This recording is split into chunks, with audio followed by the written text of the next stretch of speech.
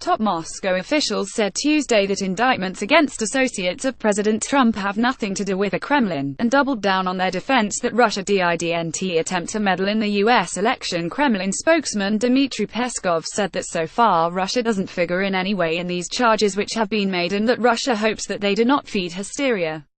Peskov added that accusations of Russian meddling in the election remain unfounded, and we are observing the situation with interest.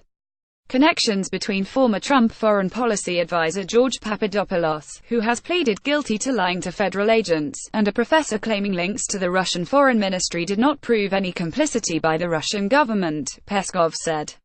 Special counsel Robert Mueller, tasked with probing Russian meddling in the election and the possibility of collusion between the Kremlin and Trump associates, indicted former Trump campaign chairman Paul Manafort and campaign official Rick Gates on Monday.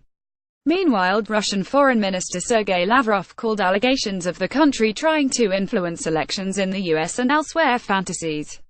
Without a single piece of proof, we are, as you know, being accused of meddling not only in the US election, but also in those in European states, the Interfax news agency quoted Lavrov as telling a briefing at the Association of European Businesses in Russia. Recently, there was an allegation that Moscow decided what minister to appoint in South Africa, he added.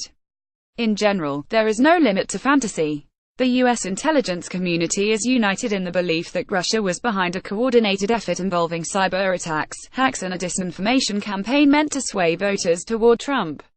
The president has repeatedly questioned whether Russia played any role in hacking the Democratic National Committee and other schemes to influence the election process.